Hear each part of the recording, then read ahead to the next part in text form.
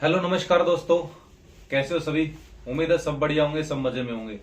देखिए दोस्तों, हमारा जो टेलीग्राम चैनल है उस पे काफी बच्चों के कमेंट आए थे कि सर भर्ती के बारे में आप थोड़ा सा डिटेल में बताओ। हम पहली बार, काफी बच्चे जो हमारे ग्रुप में ऐसे हैं जो पहली बार दिल्ली पुलिस कांस्टेबल का एग्जाम देंगे, तो उन्हें कुछ डिटेल्स के बारे में कम पता है। इसलिए मैं चाहता हूं कि उनको जो 2023 के जो दिल्ली पुलिस कांस्टेबल की जो वैकेंसी आने वाली है उसके बारे में थोड़ा सा रूबरू करवाया जाए। उसके बाद में हम बात करेंगे जो जो आपके सवाल जो जो आपने पूछे हैं। लगभग परसों ही ग्रुप बनाया गया है जिसमें 250 से ज्यादा बच्चे लगभग जुड़ने वाले हैं। तो आप भी जिसको भी तैयारी करनी है दिल्ली पुलिस की, वो उसका लिंक है जो टेलीग्राम चैनल का, वो डिस्क्रिप्शन में डाल दूंगा। वहां पे जाके आप ज्वाइन हो जाइएगा और अपने जो भी सवाल है, जो भी बात है आप पूछ सकते हो, वहां पे जाके पूछ सकते हो, आपको वहां पे जवाब दिया जाएगा। तो देखिए दोस्त, सबसे पहले मैं आपका पहला सवाल लेता हूं। पहला सवाल क्या है? सबसे पहला और सबसे इंपॉर्टेंट सवाल है कि भाई दिल्ली पुलिस कांस्टेबल 2023 में वैकेंसी कितनी आने वाली है। ठीक है, पहला सवाल क्या है? दिल्ली पुलिस कांस्टेबल 2023 में वैकेंसी कितनी आने वाली है। तो इस सवाल का जवाब है, देखिए दोस्तों, अभी तक अनुमानित जो वैकेंसी है वो आपकी लगभग 6000 के आसपास वैकेंसी आने वाली है। 6000 से लेके 7000 भी हो सकती है और 7500 भी हो सकती है। ठीक है, तो 6000 प्लस प्लस आपकी वैकेंसी आने वाली है दिल्ली पुलिस कांस्टेबल 2023 के लिए। ठीक है, ये आपका पहला सवाल है। मैं दूसरे सवाल का जवाब देना चाहूंगा आपका, जो मैंने पहले नोट कर लिए हैं आपके जो भी इंपॉर्टेंट क्वेश्चंस थे। तो भाई वैकेंसी कब तक आएगी? कुछ लोग बोल रहे हैं कि 6 महीने में, अभी आने वाले 6 महीने में आपकी भर्ती भी कंप्लीट करवा दी जाएगी और आपको ज्वाइनिंग दे दी जाएगी। ठीक है, ऐसा कुछ नहीं है कि वे आने वाले 6 महीनों में आपकी पूरी भर्ती कंप्लीट करवा के आपको ज्वाइनिंग दे दी जाए, ऐसी कोई बात नहीं है। तो आप ऐसा मत सोचो, आपको थोड़ा समय लगेगा। क्योंकि देखिए दोस्तों, जो आपकी जो वैकेंसी है वो लगभग आपकी मार्च में ही आएगी। उससे पहले आने की बहुत कम संभावना है। जो आपकी वैकेंसी है वो मार्च तक ही आने की पूरी संभावना है। ठीक है, तो आपको तैयारी करनी है वो इसी हिसाब से करनी है कि भाई आपकी जो मार्च तक वैकेंसी आएगी, ये मान लो कि हमें मार्च तक जो भी हमारे पास 5 या 4 महीने बचे हैं उसमें हम अच्छे से प्रिपरेशन कर ले। ठीक है, आपका जो अभी जो दिल्ली पुलिस का बैच चल रहा है उसके जो पासिंग आउट है वो लगभग फरवरी में है। उसके बाद में ही आने की संभावना है। आप कहोगे कि भाई उस बैच से तो इसका कोई ताल्लुकात नहीं है क्योंकि एग्जाम तो एसएससी करवाएगी। हाँ, मैं आपकी ये बात मानता हूं कि उसका कोई ताल्लुकात नहीं है उससे, लेकिन फिर भी आपकी जो वैकेंसी है वो मार्च तक ही आने की संभावना है, जो संभावना अभी तक है। ठीक है, अगला मैं आपका पॉइंट लेके चलूंगा कि भाई आपका सर एग्जाम कब होगा। अगर मार्च तक आई तो आपका एग्जाम है, देखिए दोस्तों, मई के आसपास आपका एग्जाम होने की पूरी संभावना है।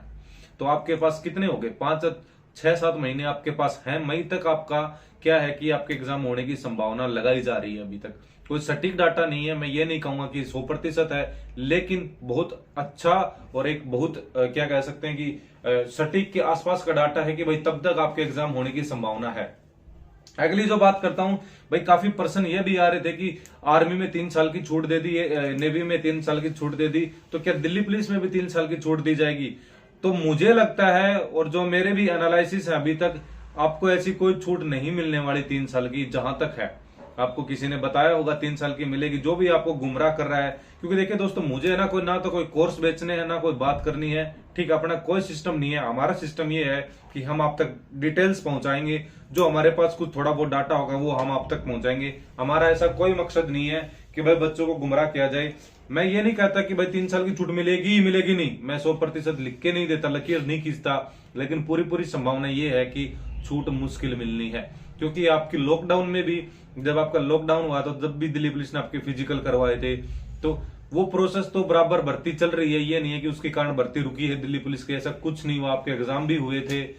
ठीक है, शायद लॉकडाउन में आपके एग्जाम भी हुए हों, जब लास्ट में बंद हो गया था उस टाइम भी आपके एग्जाम चल रहे थे, आपका फिजिकल भी हुए हैं। तो इसमें ऐसी कोई बाधा आई नहीं है मेरे हिसाब से दिल्ली पुलिस कांस्टेबल का जो पिछला जो आपका बैच गया है उसके अंदर। ठीक है, तो ऐसा मुझे नहीं लगता कि भाई ऐसा कुछ होगा।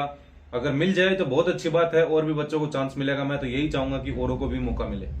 ठीक है, अगला जो मेरा सवाल है कि तो फिर आपको पता है जो भी आपका एज का पैटर्न है वही पिछले वाला पैटर्न होगा। 18 से 25 जनरल की होगी, और जो भी 3 और 5 साल की छूट मिलती है SC ST OBC को, वो आपको ऐसे की ऐसे मिलेगी। तो आपका पिछला ही एज क्राइटेरिया आपका दिया गया है। अब बात करते हैं, मैंने मेरे ग्रुप में जो टेलीग्राम का ग्रुप है उसमें काफी मैसेज ये आए हैं कि सर मेरी हाइट ये है मेरी हाइट इतनी है कि मेरी 169.5 हाइट है, मेरी 168 हाइट है, मेरी 170.5 हाइट है। तो मैं ये कहना चाहूंगा दोस्तों, अगर आपकी 170 हाइट है तो आपकी 170 हाइट है, उसको कोई कम नहीं करेगा, ठीक है। तो आपको बिल्कुल भी ऐसे घबराने की जरूरत नहीं है कि आपको मेरे को निकाल देंगे। आपको बिल्कुल तैयारी करनी है, आपको बिल्कुल अच्छे से तैयारी करनी है।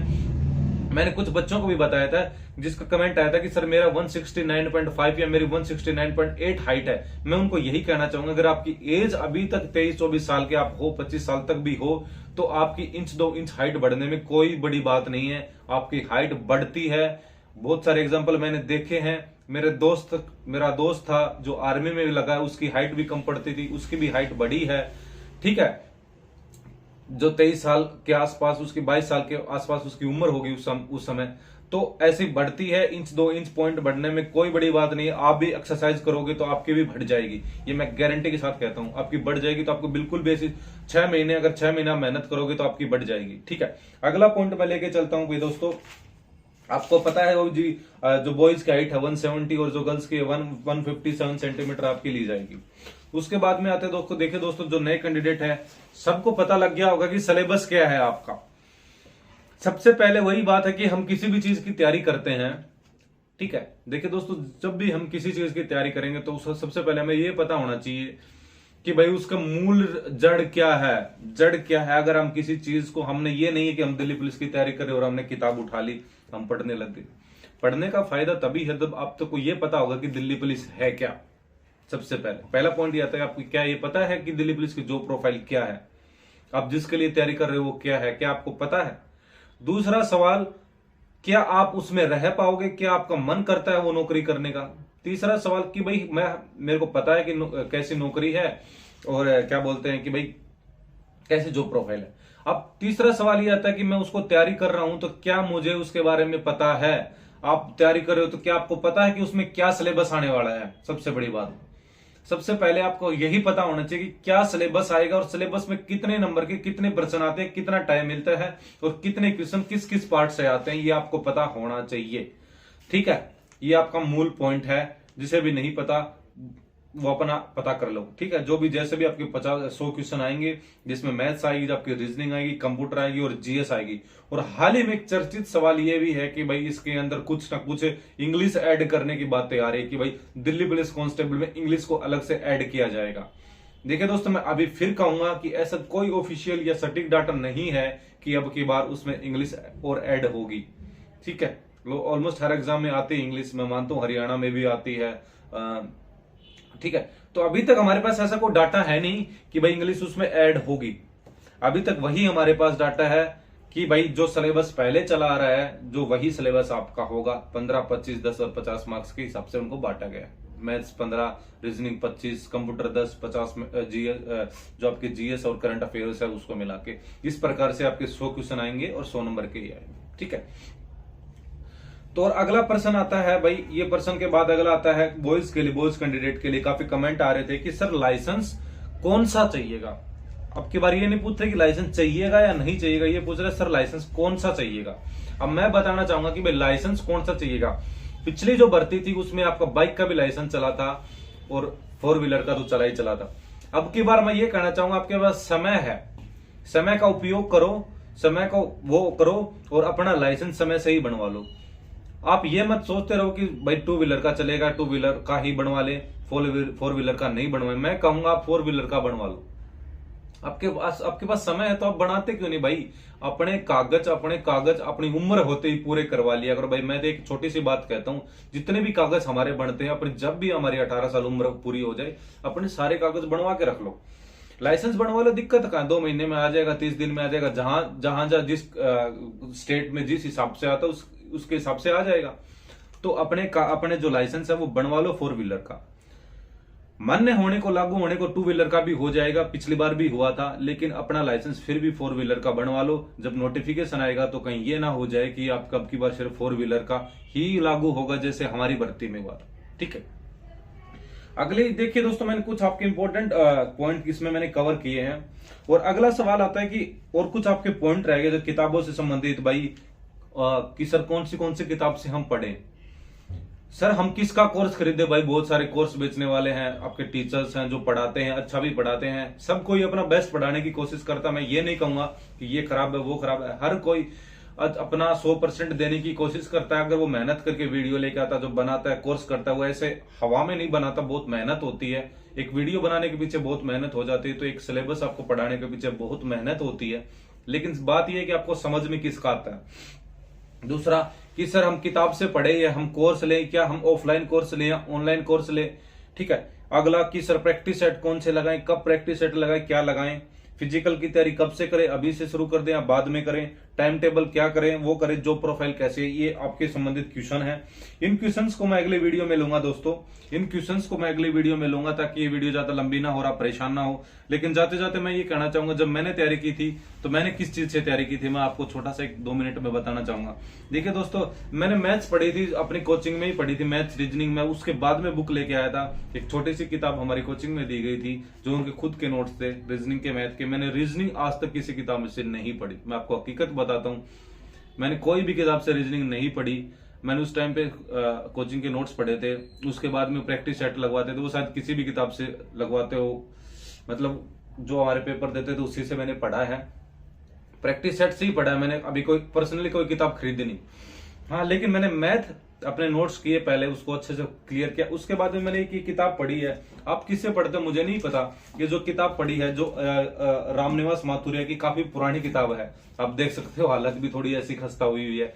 तो इस किताब से मैंने मैथ पढ़ी थी, और इसमें काफी अच्छा समझाया गया है, काफी अच्छी एक सरल लैंग्वेज में बताया गया है। मैं कोई प्रमोशन नहीं कर रहा हूँ इस किताब का, मुझे कोई फायदा नहीं है प्रमोशन करके, ठीक है। मैंने इससे पढ़ा था, मैं अपना पर्सनली बता रहा हूँ, ठीक है। आप इससे पढ़ो, कोई बड़ी बात नहीं, किसी से भी पढ़ो, लेकिन पढ़ो।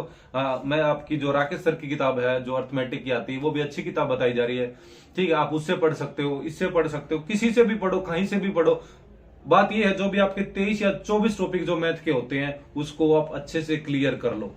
कोई भी किताब मत लो, टीचर से पढ़ लो, जो भी आपके 23 या 24 टॉपिक हैं वो आपके क्लियर हो जाने चाहिए।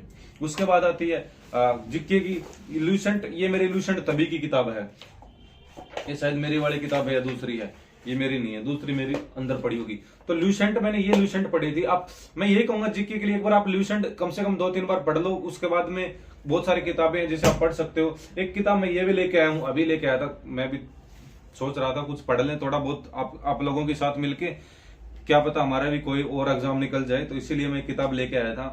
तो ये किताब भी मेरे को अच्छी लगी यार, इसमें सारे 1 वर्ड्स वगैरह। मैं ये नहीं कहूंगा कि यार मैं बता रहा हूँ किताब आप खरीद लो, नो, मैं बिल्कुल नहीं कहता कि आप ये किताब खरीद लो। मैं आपको पर्सन मेरा बता रहा हूँ कि भाई मेरे को ये किताब अच्छी लगी, इसमें 1 वर्ड है, इसमें क्या कहते हैं, लिखने का तरीका भी अच्छा है यार, कि पढ़ने का भी मन करता है, थोड़ा अट्रैक्टिव सा है। ऐसा नहीं कि एक ही भाषा में पूरा, मतलब एक ही उसमें वर्ड्स में लिखा हुआ है कि काले काले वर्दी, इसमें रंगीन सा लिखा हुआ है, तो पढ़ने का भी थोड़ा मन करता है। तो ये किताब मैं लेके आया था। तो आप भी अगर पढ़ना चाहो तो ल्यूसेंट के बाद में लेना, मैं ये कहूंगा पहले ल्यूसेंट पढ़ना, उसके बाद में और किताब पढ़ना। अगर आपने ल्यूसेंट को अच्छे से पढ़ लिया ना, तो जो दूसरी किताब पढ़ोगे वो आपको बिल्कुल आसान हो जाएगी। क्योंकि जो भी है ना, ये पूरा बैंक है आपका, ये मान लो ये आपका बैंक है, इस बैंक से आपने पढ़ लिया तो आप एटीएम छोटे मोटे से कहीं भी कुछ भी कर सकते हो, ठीक है। तो ये आपकी छोटी छोटी बातें थी।